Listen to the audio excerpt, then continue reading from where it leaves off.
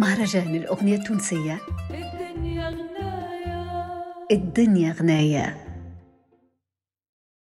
سلامي أمانة وديه الولف أنا، سلامي أمانة وديه الولف أنا، يوقول ليرانا تو مدة نستنى فيا نسمع.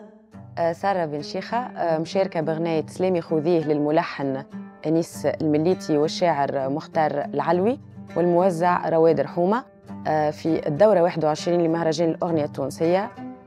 إن شاء الله تعجبكم وكونوا في الموعد. سلامي خذيه هي أول أغنية ليا أو أول مشاركة ليا في مهرجان الأغنية التونسية.